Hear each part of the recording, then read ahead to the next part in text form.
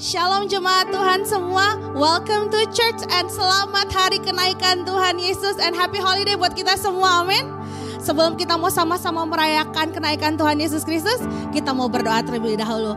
Mari kita tunduk dalam doa. Tuhan Yesus, terima kasih atas satu hari lagi yang Tuhan anugerahkan kepada kami, di mana kami bisa berkumpul bersama-sama beribadah ya Bapak. Walaupun kami tidak bertemu secara fisik, kami beribadah secara online, tapi kami tahu Engkau ada bersama-sama dengan kami.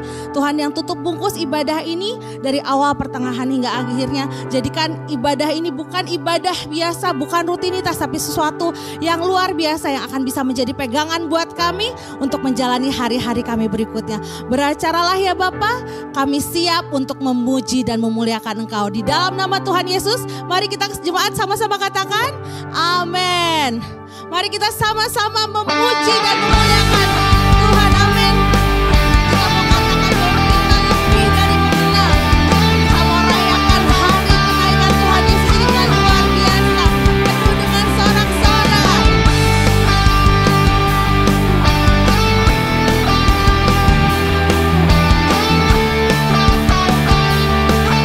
Kita mau katakan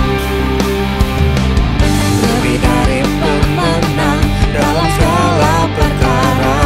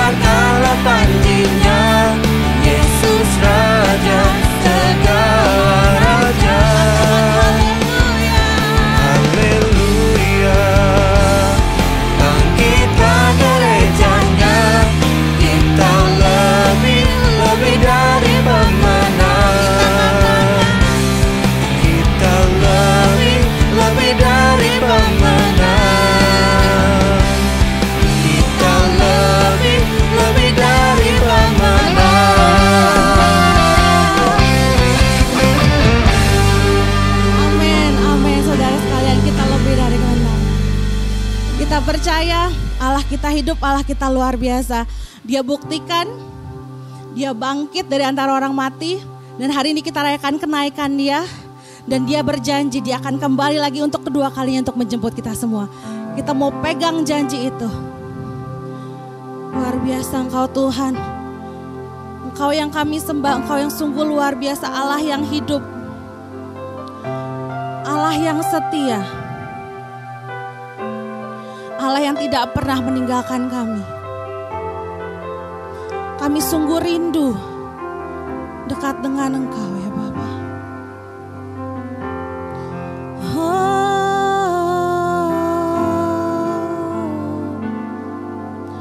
Yesus Tuhan ditinggikan,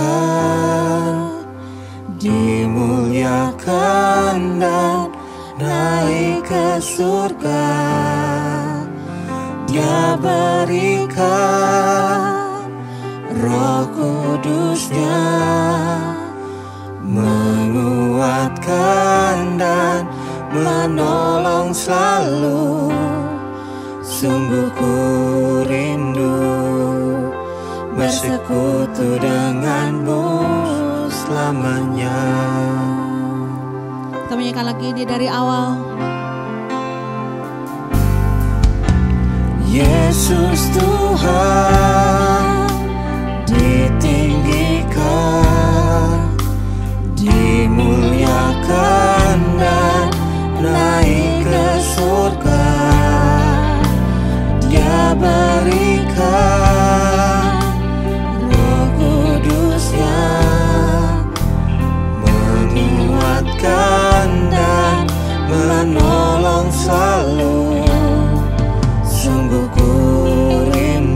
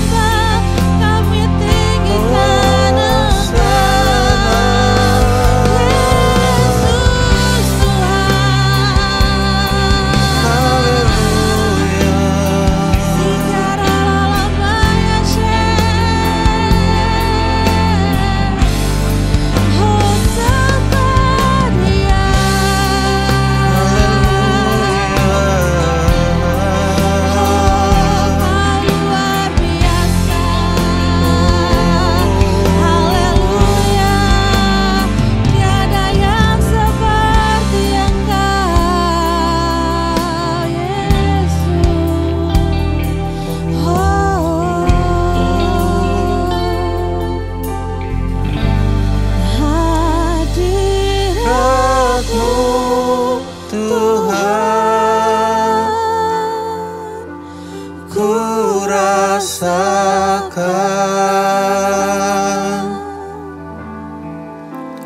kekudusan-Mu Bapa, penuhiku.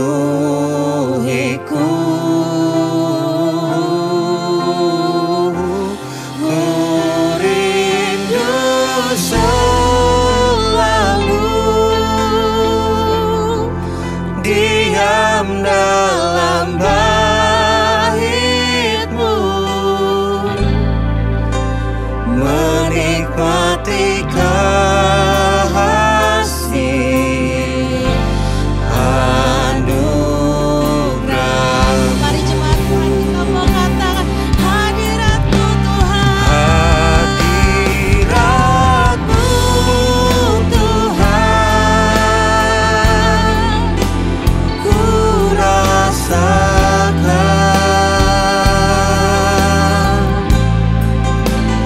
kekudusan-Mu Bapa, penuhiku.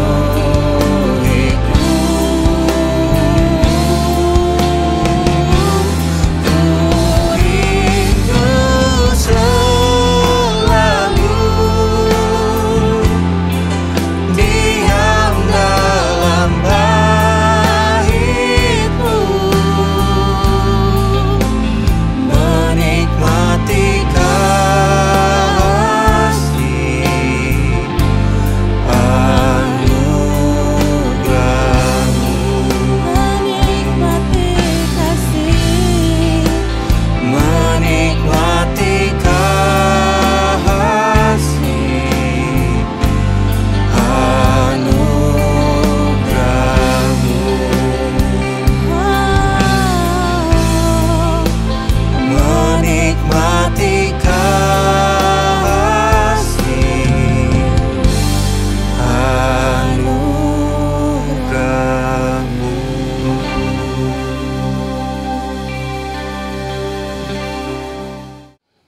Mari kita berdoa, Bapak Ibu Saudara semua yang dikasihi Tuhan.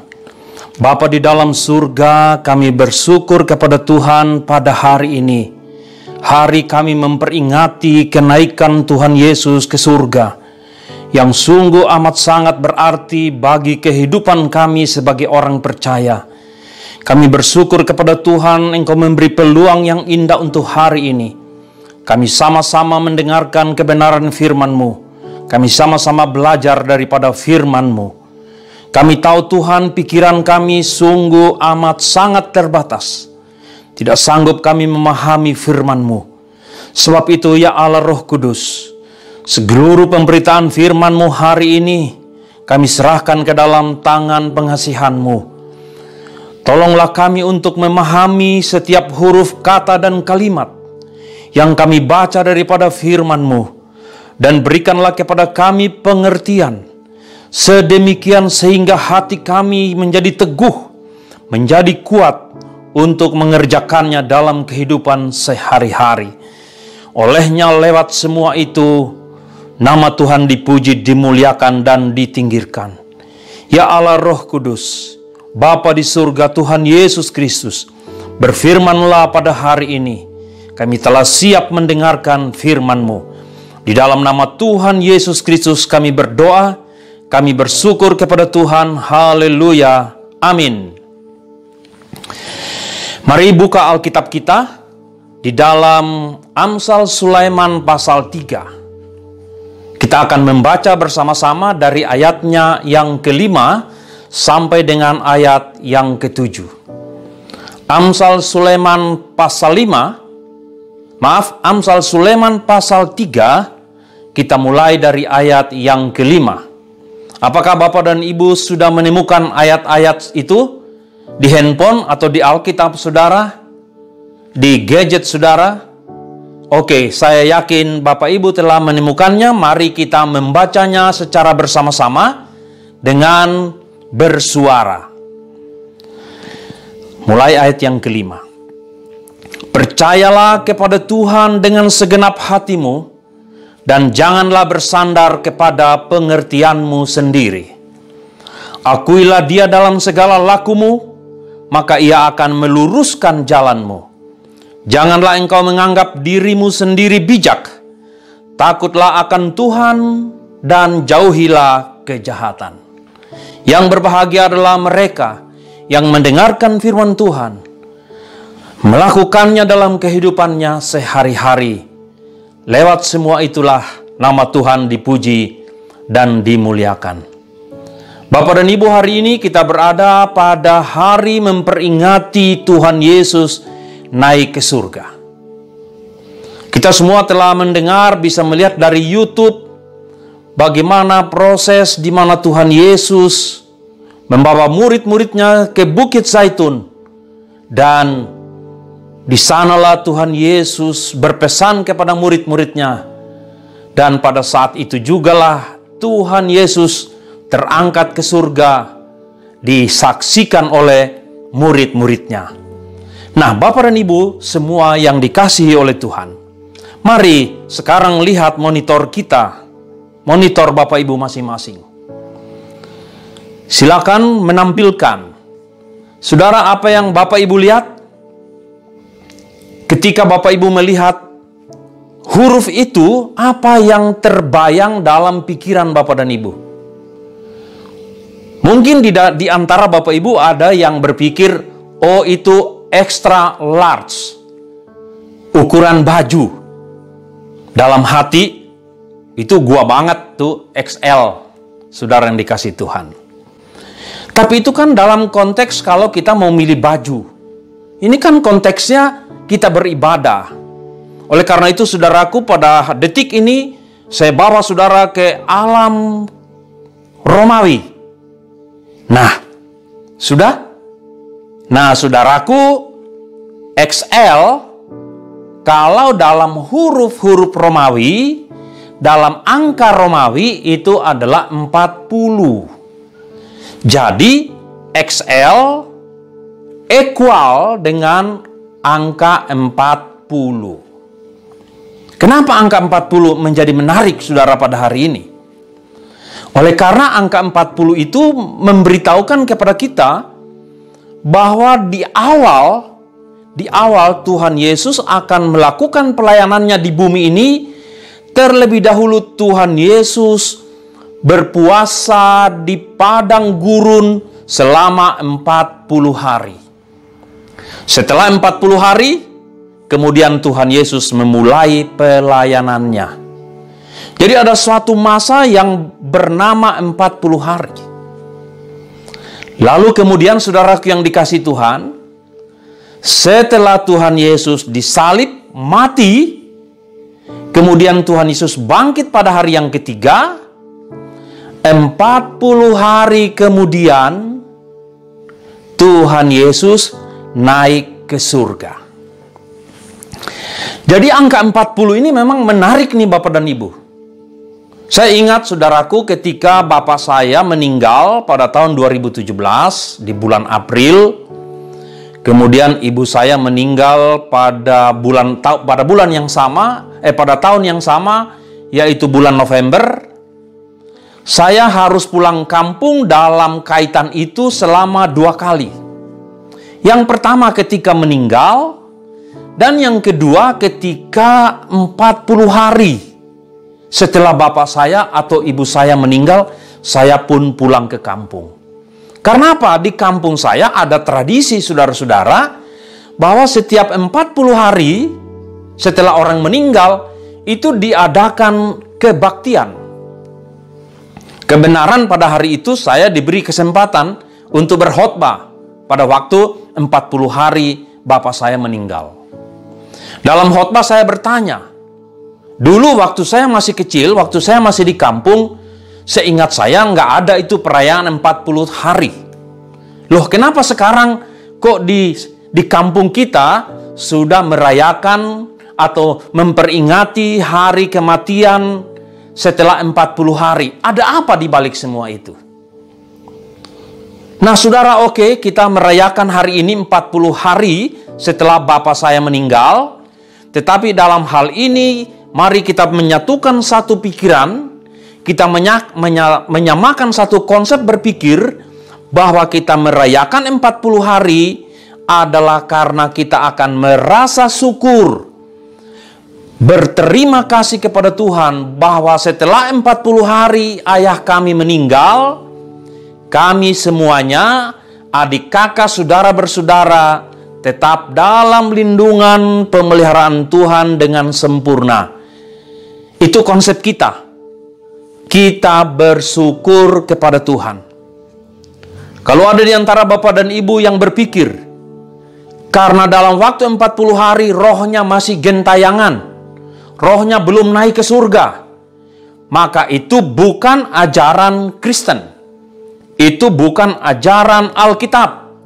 Itu satu penyelewengan, satu penyimpangan kebenaran Alkitab. Sebab Alkitab berkata pada hari itu, ketika seseorang meninggal, maka hari itu juga rohnya diambil oleh Tuhan ke tempat yang telah disediakan baginya. Hari itu juga, bahkan detik itu juga. Tetapi mengenai Tuhan Yesus memang berbeda. Tuhan Yesus dalam 40 hari setelah kebangkitannya, Tuhan Yesus masih berada di dalam dunia ini. Dan kita akan melihat itu berikut ini.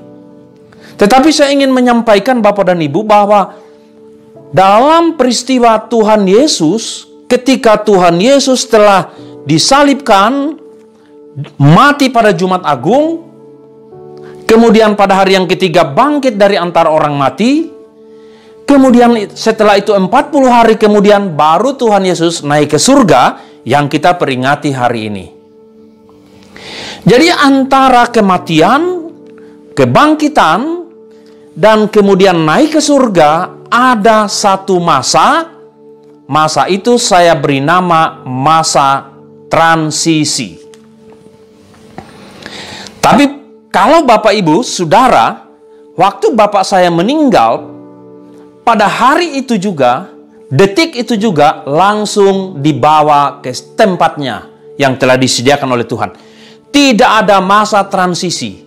Untuk hal berkaitan dengan Tuhan Yesus, ini satu-satunya yang pernah terjadi di dalam dunia ini. Satu-satunya. Hanya terjadi pada Tuhan Yesus Kristus. Tema khotbah kita adalah transisi. Transisi. Saudara-saudaraku yang dikasihi oleh Tuhan, mari kita memahami dulu apa arti kata transisi. Mengapa harus ada masa transisi antara Tuhan Yesus mati, bangkit pada hari yang ketiga, kemudian naik ke surga? Kenapa mesti ada masa transisi itu? Nah, dalam kamus umum bahasa Indonesia, saudara-saudara bisa membacanya sendiri nanti. Transisi adalah peralihan dari suatu keadaan, bisa juga dari suatu tempat, bisa juga dari satu tindakan, pada satu keadaan yang lain. Jadi transisi adalah peralihan dari satu keadaan ke keadaan yang lain. Dari satu kedudukan ke kedudukan yang lain. Itu adalah transisi. Kalau kita berbicara tentang musim atau cuaca, maka masa transisi itu dinamakan masa pancaroba. Masa pancaroba. Nah, saudara-saudara yang dikasihi Tuhan, pada setiap masa transisi yang terjadi dari satu peristiwa peralihan dari satu keadaan ke keadaan yang lain, dalam proses peralihan itu keadaan kondisinya tidak dalam keadaan stabil. Tidak stabil. Oleh karena itu, saudara yang dikasihi Tuhan, kita akan melihat itu pada pembicaraan mengenai firman Tuhan pada hari ini. Nah, saudara yang dikasihi Tuhan, berkaitan dengan kematian dan kenaikan Tuhan Yesus ke surga yang kita peringati hari ini, ada beberapa catatan pada masa transisi ini. Dari kematian sampai kepada kenaikan ke surga, kita akan melihat beberapa catatan yang sebenarnya kita semua telah mengetahuinya. Namun, perlu saya ungkapkan kepada kita. Yang pertama, saudara, dari kematian sampai kepada kenaikannya, alokasi waktunya, masanya adalah 42 hari. 42 hari. Betul? Oke, bisa menghitungnya? Kemudian saudara yang dikasihi Tuhan, ketika Tuhan Yesus mati, kemudian Tuhan Yesus bangkit, masa transisinya itu kita beri nama 3 hari atau 2 malam. Pada hari itu apa yang terjadi saudara yang dikasihi Tuhan? Yang terjadi adalah Tuhan Yesus menggemparkan dunia orang mati. Karena hari itu Tuhan Yesus turun ke dunia orang mati, memberitahukan kepada mereka bahwa akulah juru selamat yang kamu tolak. Akulah juru selamat yang kamu salibkan. Akulah juru selamat yang tidak kamu terima. Akulah juru selamat yang kamu abaikan. Sekarang aku datang memberitakan kepada kalian bahwa untuk datang ke rumah Bapa hanya melalui aku yang kalian tolak. Tapi sangat disayangkan, itu sudah tidak bisa diubah waktunya. Masanya untuk mengakui saya sebagai Tuhan dan Juru Selamat telah berakhir. Tidak ada waktu lagi. Tuhan Yesus turun ke dunia orang mati. Bapak Ibu nanti bisa membaca dalam 1 Petrus 3 ayat 18 sampai 20. Mari, di sana kita perlu membaca, saudara-saudara. Saya akan membaca untuk Bapak dan Ibu. 1 Petrus 3 ayat 18 sampai 20 terjemahan baru, demikianlah firman Tuhan. Sebab juga Kristus telah mati sekali untuk segala dosa kita, Ia yang benar untuk orang-orang yang tidak benar, supaya Ia membawa kita kepada Allah. Ia yang telah dibunuh dalam keadaannya sebagai manusia, tetapi yang telah dibangkitkan menurut roh. Dan di dalam roh itu juga, perhatikan baik, dan di dalam roh itu juga Ia pergi memberitakan Injil kepada roh-roh yang ada di dalam penjara. Roh-roh yang ada di dalam penjara itu adalah di dalam dunia orang mati. Yaitu, nah, siapakah itu mereka? Yaitu kepada roh-roh mereka yang dahulu pada waktu Nuh tidak taat kepada Allah. Ketika Allah tetap menanti dengan sabar waktu Nuh sedang mempersiapkan bahteranya, di mana hanya sedikit, yaitu 8 orang yang diselamatkan oleh air bah itu. Tuhan Yesus mendatangi mereka. Pada masa ketika Tuhan Yesus mati dan Dia bangkit, Tuhan Yesus mendatangi dunia orang mati. Tuhan Yesus menggemparkan dunia orang mati. Saya yakin saudara-saudara, orang-orang yang pada waktu itu ada di situ mungkin tertunduk malu atau menyesal. Sementara tidak ada gunanya menyesal karena waktunya telah berakhir. Itu Tuhan Yesus mati, kemudian Tuhan Yesus bangkit. Nah, setelah Tuhan Yesus bangkit, ada waktu 40 hari. Apa yang terjadi, saudara-saudara? Saya akan mengutipnya untuk saudara. Yang pertama, saudara, ketika Tuhan Yesus bangkit, maka yang terjadi adalah Tuhan Yesus menampakkan dirinya. Tuhan Yesus apa? Menampakkan diri. Menampakkan diri, memperlihatkan dirinya kepada Thomas. Pada waktu Tuhan Yesus menampakkan diri itu, saudara yang dikasihi Tuhan, bekas paku di tangannya tidak dihapusnya, dibiarkannya. Kenapa dibiarkan? Apakah Tuhan Yesus nggak sanggup mengubahnya? Sanggup, itu perkara kecil buat Tuhan Yesus. Tapi Tuhan Yesus sengaja membiarkan itu untuk memperlihatkannya kepada siapa? Thomas. Orang yang tidak percaya itu. Mudah-mudahan tidak ada di antara kita seperti Thomas pada hari ini, saudara yang dikasihi Tuhan. Kenapa Tuhan Yesus menampakkan dirinya, saudaraku? Tuhan Yesus menampakkan dirinya untuk menggenapi perkataannya bahwa dia itu hidup.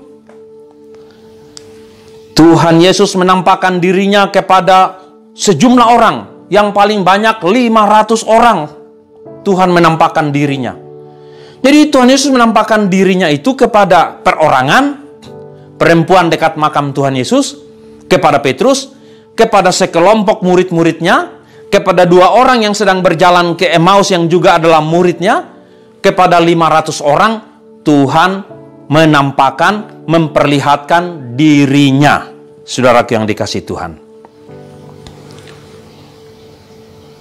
Itu yang terjadi. Inilah yang kemudian dipakai oleh orang-orang yang tidak bertanggung jawab untuk mengatakan bahwa dalam 40 hari itu nanti kita kedatangan bapak kita, kedatangan kakek kita, kedatangan saudara-saudara kita yang telah meninggal, ibu kita, nenek kita, dan lain sebagainya. Kita kedatangan, itu semuanya bukan pekerjaan yang sesuai dengan firman Tuhan. Itu adalah ajaran yang bertentangan dengan firman Tuhan. Selama 40 hari, ketika Tuhan Yesus menampakkan diri, tercatat di dalam Alkitab ada 10 kejadian. Tuhan Yesus menampakkan dirinya. Ada 10 kejadian. Ada yang perorangan, ada yang berdua, ada yang sekelompok orang, tetapi ada yang paling banyak 500 orang. Di sini ada catatannya, saudara. Pertama, kepada Maria Magdalena. Nanti bisa membacanya di Yohanes 20 ayat 11 sampai 18. Yang kedua, Tuhan Yesus menampakkan diri kepada 2 orang. Satu bernama Kleopas dalam perjalanan ke Emmaus. Nanti bisa membacanya. Kemudian Petrus. Tuhan Yesus menampakkan diri kepada Petrus. Kemudian Tuhan Yesus menampakkan diri kepada 10 muridnya di ruang atas. Waktu itu belum tanpa Thomas. Kemudian menampakkan diri lagi kepada 11 muridnya. Thomas sudah hadir bersama-sama dengan mereka. Tuhan Yesus menampakkan diri lagi kepada 7 muridnya yang memancing di danau Tiberias. Yang kecewa, yang sedih, yang putus asa karena gurunya, Tuhannya telah meninggal. Mereka lupa apa yang Tuhan Yesus janjikan. Bahwa dia bangkit pada hari yang ketiga. Bahwa dia hidup. Mereka lupa. Mereka mancing. Untunglah Tuhan Yesus, satu pribadi yang penuh belas kasihan. Dia datang kepada 7 murid-muridnya, memancing di danau Tiberias. Kemudian di gunung di Galilea, kepada 11 orang muridnya, dalam Matius 28 ayat 16 sampai 20 waktu Tuhan Yesus naik ke surga. Kemudian kepada para murid sebelum kenaikannya di Bukit Zaitun, saudara-saudara yang dikasihi Tuhan. Kemudian kepada lebih dari 500 orang. Dan juga kepada Yakobus, saudara dari Tuhan Yesus. Itu 10 kali Tuhan Yesus menampakkan diri. Dan dalam 10 kali penampakan dirinya, bertemu dengan orang-orang itu, saudaraku yang dikasihi Tuhan, Tuhan Yesus mengajarkan kepada murid-muridnya tentang kerajaan Allah. Tuhan Yesus memberikan perintah untuk memberitakan Injil. Pergilah kamu, jadikanlah semua bangsa muridku, baptislah mereka dalam nama Bapa, Anak, dan Roh Kudus. Amanat agung Tuhan Yesus yang juga diberitahukan kepada kita. Tuhan Yesus juga memberikan jaminan penyertaan melalui Roh Kudus. Tuhan Yesus berkata, "Aku menyertai kamu sampai kepada akhir zaman. Nanti aku akan mengirimkan seorang penolong yang lain yang akan menolong kamu dalam kehidupan kamu di dalam dunia ini." Nah, saudara-saudara yang dikasihi oleh Tuhan, pada masa transisi, pada masa pancaroba, ada beberapa hal yang perlu kita catat, saudara-saudara. Yang pertama, saudara, lihat di dalam monitor, dalam keadaan stabil kepada keadaan kestabilan yang baru, itu ada masa transisi yang namanya masa tidak stabil. Nah, antara 40 hari itu, bagi murid-muridnya, bagi pengikut-pengikutnya, itu adalah masa dalam keadaan yang tidak stabil.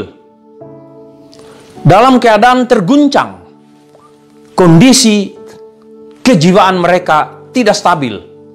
Tapi yang tidak stabil pengikutnya, murid-muridnya Tuhan Yesus mah biasa saja. Tuhan Yesus oke-oke saja. Makanya dia menampakkan dirinya.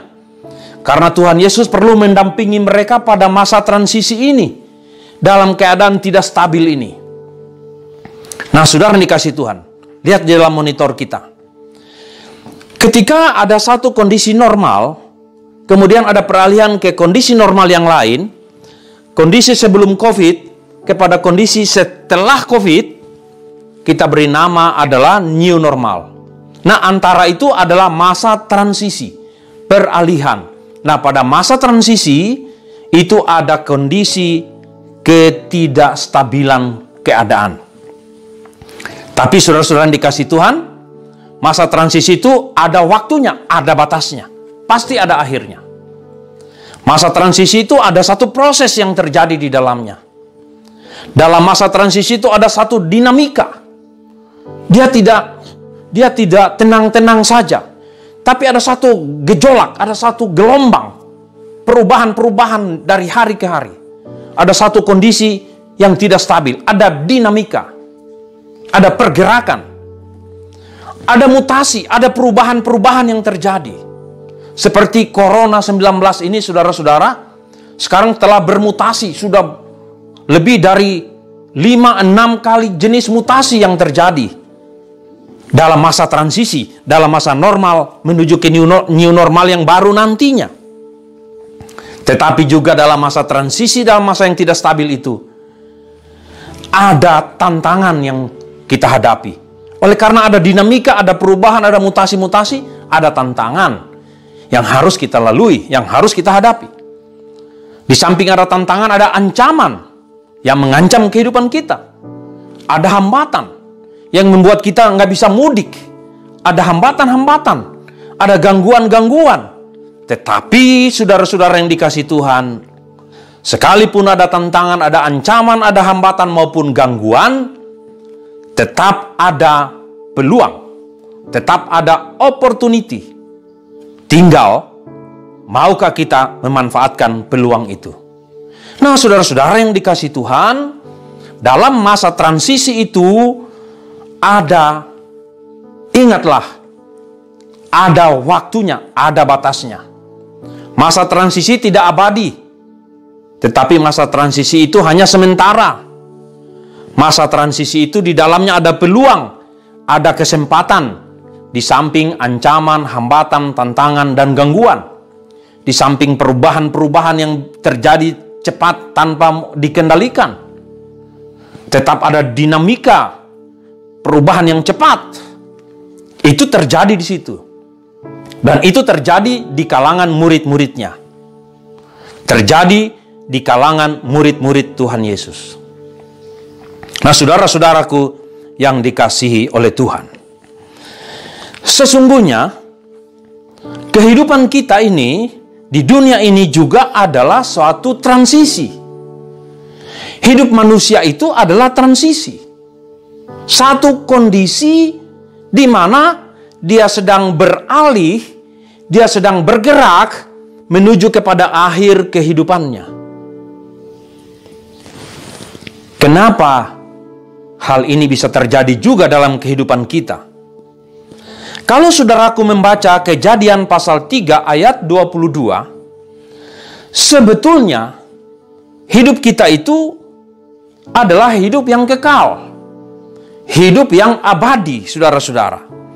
Tetapi ketika Adam dan Hawa, orang tua kita, memakan buah pohon pengetahuan yang baik yang jahat, yang dilarang oleh Tuhan, maka detik itulah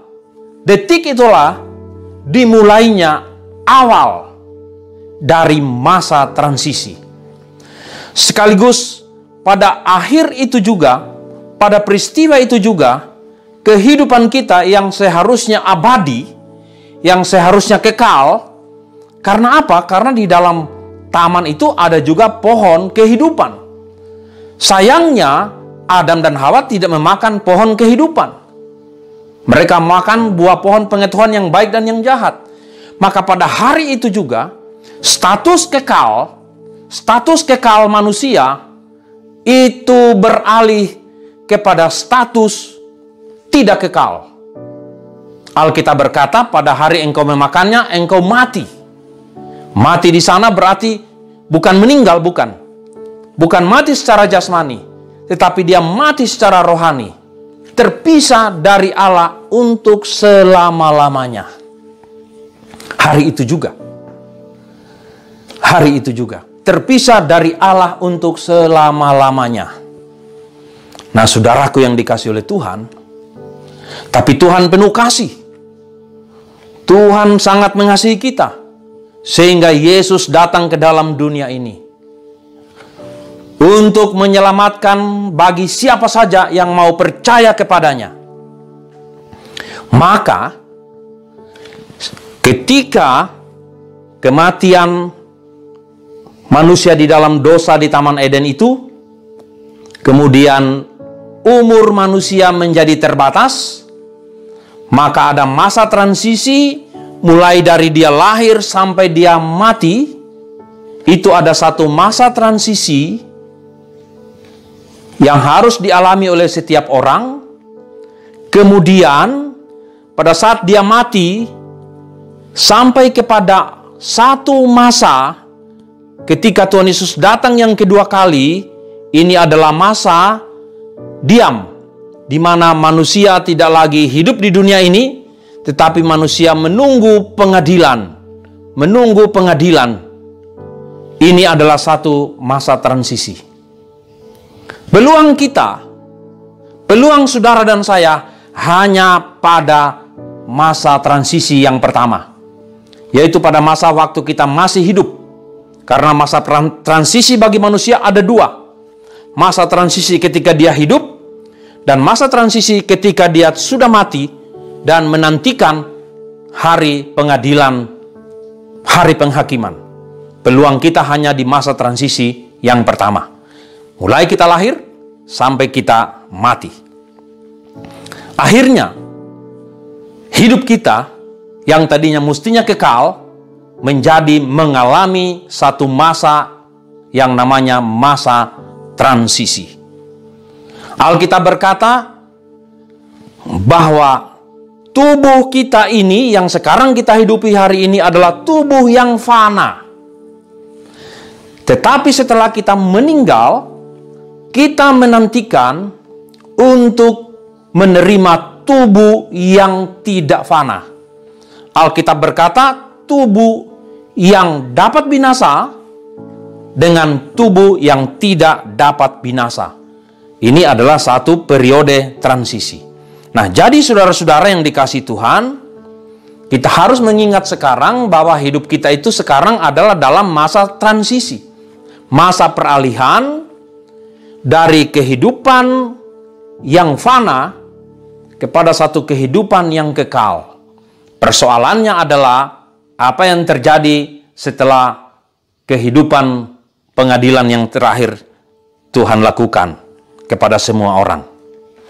Nah, mari kita membaca dulu 1 Korintus 15 ayat 53 dan 1 Korintus 15 ayat 54. Ini membicarakan tentang peralihan transisi tubuh manusia. Transisi tubuh manusia. 1 Korintus 15 ayat 53, karena yang dapat binasa ini harus mengenakan yang tidak dapat binasa, dan yang dapat mati ini harus mengenakan yang tidak dapat mati. Tanpa kecuali, siapa saja. Suatu saat dia harus menerima tubuh yang tidak dapat mati. Karena apa? Karena tubuhnya sudah mati. Tetapi dia kemudian akan menunggu mengenakan kembali tubuhnya, tetapi tubuhnya tidak dapat mati. Kita akan melihat, saudara,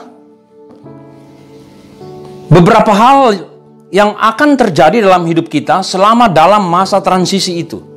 Mari kita lihat 2 Korintus 4 ayat 11. Demikian firman Tuhan. Sebab kami yang masih hidup ini terus-menerus diserahkan kepada maut karena Yesus, supaya juga hidup Yesus menjadi nyata di dalam tubuh kami yang fana ini. Apakah Anda, Bapak dan Ibu di rumah masih memiliki tubuh yang fana? Alkitab berkata bahwa tubuh kita dalam keadaan yang fana ini terus-menerus diserahkan kepada satu kesulitan, ancaman, tekanan kehidupan. Tetapi semua itu tujuannya adalah supaya hidup Yesus menjadi nyata dalam tubuh kita yang fana ini. Jadi penting sekali ada satu tuntutan, ada satu keharusan bagi kita semua yang masih berada dalam tubuh kita yang fana ini, karena itu adalah satu-satunya peluang bagi kita untuk menunjukkan iman kita kepada Yesus dalam tubuh kita yang fana ini. Saat ini, sementara kita mendengarkan khotbah ini. Setelah itu, setelah kita mendengarkan khotbah ini juga. Dalam 2 Korintus 5 ayat 4, Rasul Paulus menulis begini. Sebab selama masih diam di dalam kemah ini, kita mengeluh oleh beratnya tekanan. Karena kita mau mengenakan pakaian yang baru itu tanpa mengenakan yang lama. Supaya yang fana itu ditelan oleh yang hidup. Apa sebetulnya yang dikatakan oleh Rasul Paulus? Dalam masa transisi itu, saudara, kita mengeluh oleh karena begitu beratnya tekanan, begitu banyaknya kesulitan, begitu banyaknya persoalan yang kita hadapi. Tidak ada orang di dunia ini yang gak pernah menghadapi persoalan. Bahkan setiap orang yang mengaku Yesus menjadi Tuhan dan Juru Selamatnya secara pribadi, menghadapi tambahan, menghadapi tingkat kesulitan yang bertambah, yang meningkat oleh karena imannya kepada Yesus. Dan Rasul Paulus menulis, itu semua terjadi karena kita ingin segera menggunakan yang baru. Tubuh yang tidak dapat binasa itu. Kita ingin segera menggunakannya. Oleh karena itulah kita menantikan saat-saat itu. Tetapi pada saat kita menantikan itu, saudara yang dikasihi Tuhan, Alkitab berkata, kita akan menghadapi beratnya tekanan. Dalam masa transisi. Ingatlah, dalam masa transisi kita hidup di dunia ini, kita menghadapi berbagai tekanan. Lihat kembali, saudara, diagram kita. Dari tubuh yang dapat binasa, tubuh yang fana, kepada tubuh yang tidak dapat binasa. Ingatlah, ada batas waktunya. Tetapi ada proses. Dan dalam proses itu ada dinamika. Ada perubahan-perubahan, ada mutasi-mutasi. Tubuh kita pun berubah makin lama makin tua. Ada tantangan, ada ancaman, ada hambatan, ada gangguan, ada peluang juga yang terjadi, saudara-saudara. Peluang kita satu-satunya ada pada masa ketika kita masih berada di dalam tubuh yang dapat binasa. Justru disitulah peluang kita. Oleh karena itu, sebagai orang-orang percaya, apa yang harus kita lakukan supaya dalam kehidupan kita mengenakan tubuh yang fana ini apakah yang harus kita lakukan supaya pada masa itu hidup Yesus menjadi nyata dalam tubuh kita yang fana ini. Apa yang harus kita lakukan? Saya mencatat ada 4 hal. Yang pertama, Amsal Sulaiman telah menuliskan ini kepada kita. Kenapa saya kembali kepada Amsal Sulaiman? Karena Sulaiman itu seorang raja yang luar biasa, semuanya dia punya, tapi dia menuliskan ini, saudara yang dikasihi Tuhan. Yang pertama, itu adalah yang harus kita lakukan selama dalam masa transisi, dalam masa tubuh yang fana. Yang pertama, percayalah kepada Tuhan dengan segenap hatimu. Percayalah kepada Tuhan dengan segenap hatimu. Amsal Sulaiman pasal 3 ayat 5a yang tadi kita baca pertama. Dalam Roma 10 ayat 10 juga dikatakan bahwa karena dengan hati orang percaya dan dibenarkan, dan dengan mulut orang mengaku dan diselamatkan. Dalam Amsal Sulaiman 6 ayat 18 dituliskan, hati yang membuat rencana-rencana yang jahat, kaki yang segera lari menuju kejahatan itu. Saudara yang dikasihi Tuhan, pada masa transisi ini yang harus kita lakukan adalah percaya di dalam hati. Percaya dengan segenap hatimu. Bukan di dalam pikiranmu, tapi di dalam hatimu. Kenapa harus di dalam hati? Kenapa bukan di dalam pikiran? Ini adalah satu penjelasan teologis yang penting, saudara-saudara yang dikasihi Tuhan. Bapak dan Ibu, kelebihan manusia dari ciptaan Tuhan yang lain ialah ketika tubuhnya yang masih dari tanah, Tuhan memberikan roh kepada tubuh yang dari tanah itu, maka terbentuklah jiwa. Jiwa itu punya pikiran, punya perasaan, dan punya kemauan. Tetapi roh yang Tuhan berikan kepada kita, kepada tubuh itu, kepada tanah liat itu yang Tuhan berikan, roh itu yang datangnya dari Tuhan, roh itu juga punya pikiran, punya perasaan, dan punya kemauan. Keduanya bertempur dalam hidup kita, dalam diri kita selama ini. Nah, supaya kita tetap bertahan di dalam Tuhan Yesus dalam masa transisi itu, Amsal Sulaiman berkata, percayalah kepada Tuhan dengan segenap hatimu, bukan dengan pikiranmu. Kenapa? Karena pikiranmu itu, yang dari jiwamu itu adalah dampak, bukan sumber. Sumbernya adalah roh. Nah, saudara yang dikasihi Tuhan, contoh sederhananya begini. Ketika saudara harus memutuskan, ya misalnya ya, sebelum orang bertobat nih, sebelum orang bertobat atau orang sudah bertobat, nggak apa-apalah. Anda menemukan uang, melihat uang di jalan. Ada uang nih di jalan.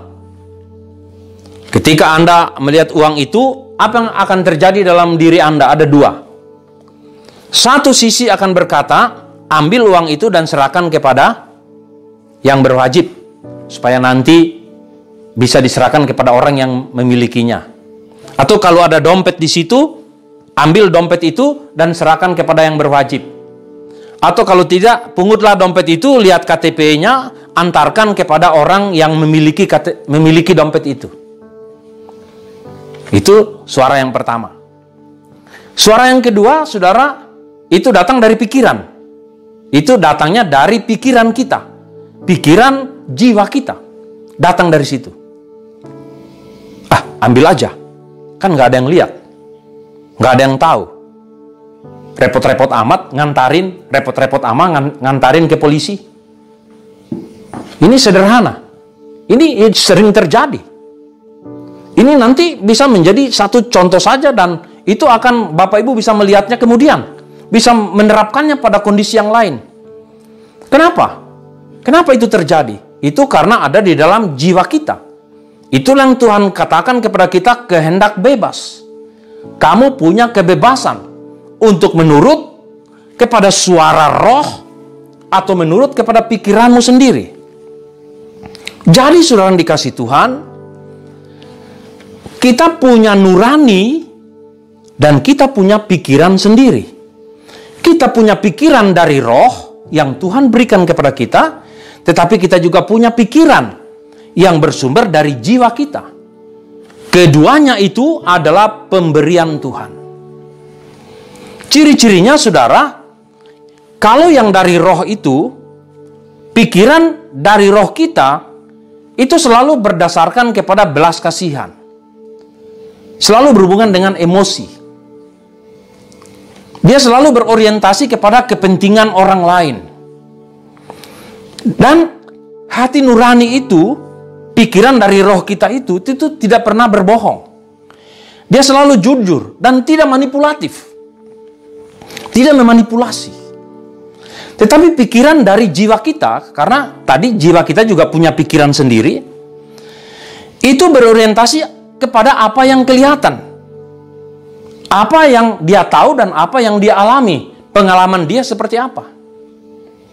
Itu bedanya ketika anak kecil yang menemukan uang dengan orang yang sudah besar yang menemukan uang, itu bedanya jauh banget. Kalau anak kecil diambilnya, diserahkan kepada ibunya atau bapaknya atau siapa atau temannya. Ini ada uang nih, kita serahkan. Itu karena anak kecil belum punya pengalaman, belum punya pengetahuan, juga kebutuhannya belum banyak, sehingga dia masih murni. Pikiran dari rohnya masih menguasai dia sedemikian rupa, sehingga dia selalu bertindak apa yang roh itu katakan. Tapi ketika orang itu mulai besar dan mulai banyak pengalaman, mulai banyak pengetahuan, terjadilah perbedaan. Dan itu terjadi ketika kita masih dalam masa transisi. Itulah sebabnya Salomo berkata kepada kita, kalau mau percaya kepada Tuhan, percayalah dengan segenap hatimu, bukan dengan pikiranmu. Itu Raja Salomo. Jadi saudara-saudara yang dikasihi Tuhan, pikiran dari jiwa kita itu selalu berorientasi kepada kepentingan sendiri. Kepentingan saya. Dia cenderung manipulatif. Dia pikiran kita itu cenderung bisa ditumpangi oleh setan, oleh iblis, bisa digunakan oleh iblis, memanfaatkan pikiran kita, memasukkan hal-hal yang jahat kepada kita. Maka Salomo tadi menulis dalam Amsal 6 ayat 18, hati yang membuat rencana-rencana yang jahat, kaki yang segera melakukannya. Hati yang telah dikuasai, yang telah hati daripada jiwa kita yang telah dipengaruhi, tidak mau lagi mendengar suara roh kita. Maka dari situlah kemudian muncul rencana-rencana tentang kejahatan, memanipulasi. Hari-hari belakangan ini saudara-saudara luar biasa. Sebelum saya mengkhotbahkan ini, kita baru saja di televisi, polisi menangkap gembong narkotik yang membawa 310 kg sabu-sabu. Bayangkan, dari mana pikiran itu? Pasti itu dari orang yang tidak mengenal Yesus. Pasti dari orang yang hanya mengandalkan pikirannya. Hati nuraninya telah tumpul. Hati nuraninya telah hilang. Dia hanya mendengarkan suara dari pikirannya. Dari jiwanya. Jiwanya yang punya keinginan juga. Yang punya kemauan juga. Yang punya perasaan juga. Yang punya pikiran juga. Dan pikiran itulah yang menonjol dalam hidupnya. Dan itu dimanipulasi sedemikian rupa. Sehingga dia rela membawa 310 kilogram. Dia nggak memikirkan dampak dari itu. Karena dampak dari itu adalah suara roh. Dan itu telah hilang. Semoga di dalam diri kita, suara roh yang selalu mengingatkan kita untuk melakukan yang benar di mata Tuhan tidak menjadi redup, bahkan semakin tajam, semakin tegas, dan semakin kita taat kepada suara-suara roh itu. Raja Salomo berkata di dalam Amsal 4 ayat 23, ini menguatkan konsep berpikir kita. Salomo berkata, jagalah hatimu dengan segala kewaspadaan, karena dari situlah terpancar kehidupan. Bayangkan saudara, Kehidupan seperti apa yang mau saudara tunjukkan dalam hidup ini, dalam masa transisi ini? Itu tergantung apa yang mempengaruhi hatimu.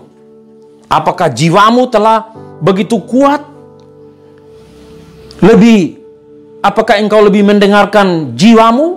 Ataukah engkau tidak lagi mendengarkan suara rohmu?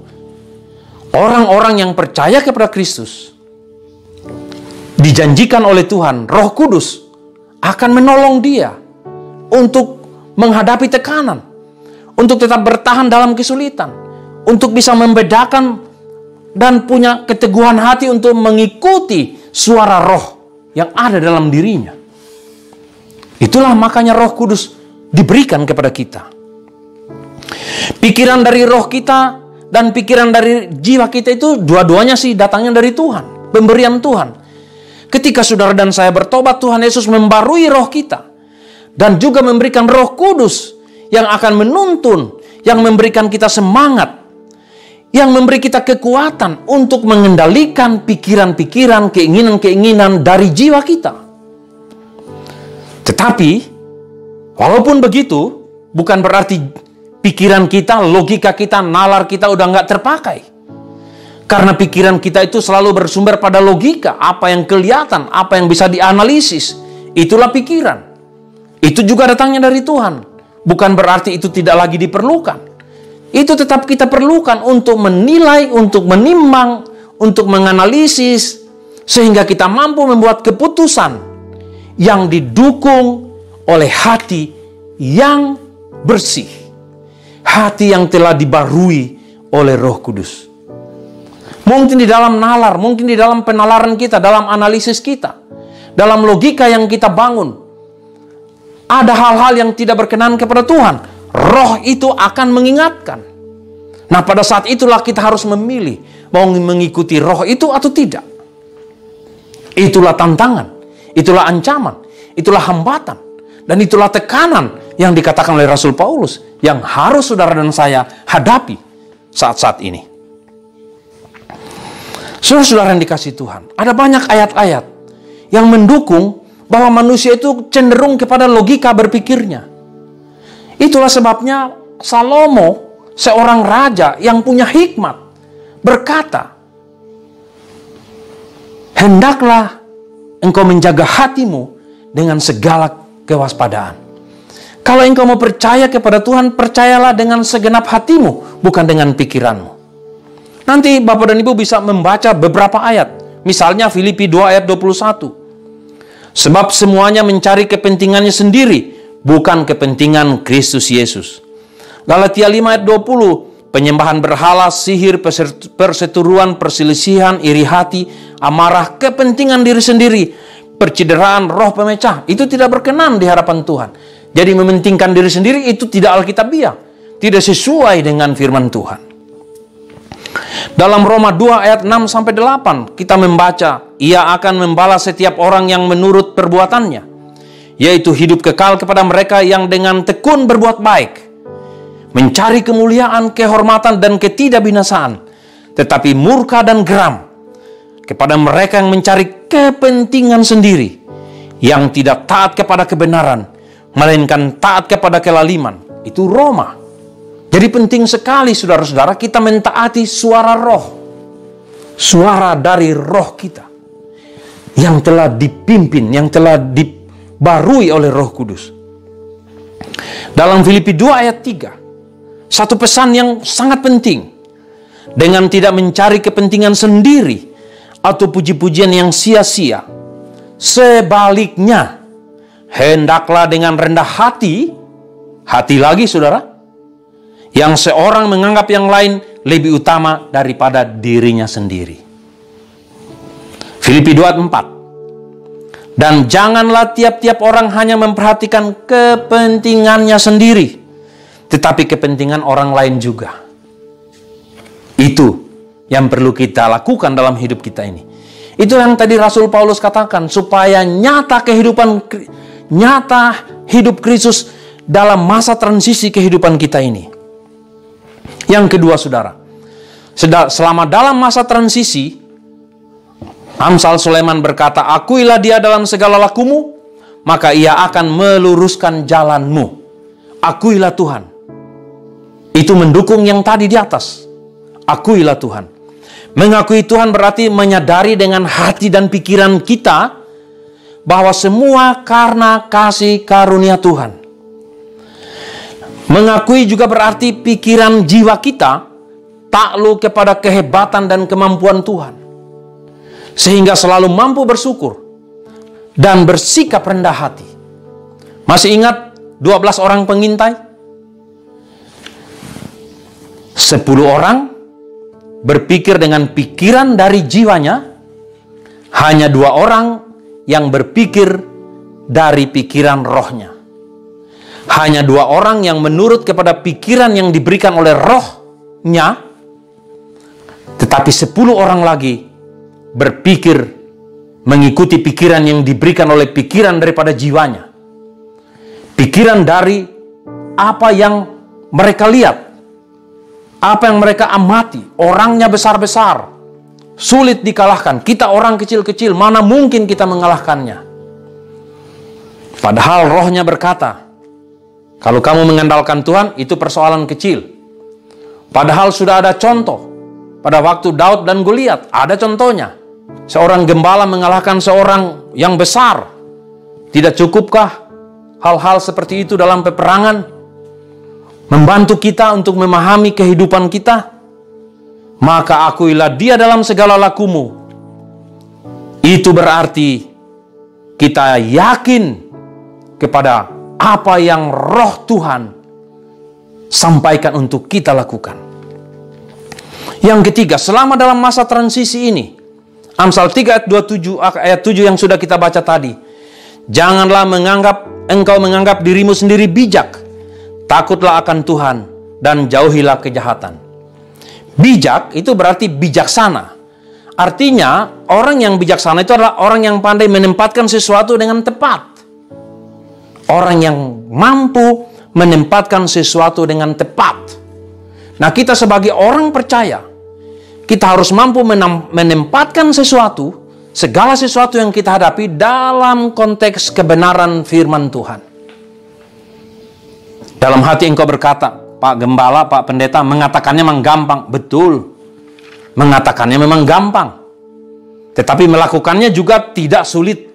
Asal kita mau sungguh-sungguh percaya kepada Tuhan dengan segenap hati. Salomo mengatakan itu. 3 perkara yang harus kita lakukan. Nah, saudara yang dikasihi Tuhan, selama dalam masa transisi dengan segala macam tantangan, ancaman, hambatan, dan kesulitan yang kita hadapi, ada janji Tuhan yang Tuhan berikan kepada kita. Yang pertama, nanti Anda bisa membaca dalam 1 Petrus 5 ayat 10, disebutkan sekitar 138 kali dalam Alkitab. Kasih karunia Tuhan menyertai kita. Kasih-Nya menyertai kita. Dia memberikan karunia-karunia kepada kita untuk bisa bertahan, untuk bisa melihat, untuk bisa memahami.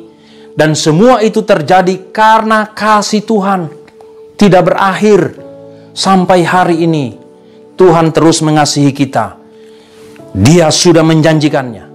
Karena itu bertahanlah dalam tantangan dan kesulitan yang engkau hadapi. Tetaplah percaya kepada Tuhan dengan segenap hatimu. Sebelum Yesus naik ke surga, damai sejahtera-Ku kutinggalkan kepadamu. Jadi walaupun kita menghadapi segala kesulitan, tapi ketika kita mengingat bahwa kita sudah disiapkan tempat oleh Tuhan, kita akan kembali memiliki, merasakan damai sejahtera itu. Karena kita mengingat bahwa setelah tubuh yang dapat binasa ini menggunakan tubuh yang tidak dapat binasa, kita sudah punya satu tempat dan kita sedang menuju ke sana. Itulah sebabnya kita tetap bisa punya damai sejahtera. Tuhan telah berjanji akan mengendalikan pencobaan yang kita hadapi. Kalaupun kita menghadapi pencobaan, Tuhan tidak tinggal diam. Dalam 1 Korintus 10 ayat ketiga, 13, pencobaan yang kita hadapi itu hal-hal yang kecil, yang biasa. Sehingga kita mampu menanggungnya. Asal kita percaya dengan segenap hati. Kita mengakui Tuhan dalam segala laku kita. Asal kita tidak menganggap diri kita bijak. Yang keempat, janji Tuhan. Malaikatnya menyertai kita di sepanjang perjalanan kita. Sampai hari ini, Bapak dan Ibu tidak mengalami, tidak terjangkit kepada virus corona itu. Kenapa? Karena Tuhan mempunyai kasih karunia. Karena Tuhan mengendalikan itu. Karena Tuhan menyertai kita. Malaikat-malaikat yang melindungi kita.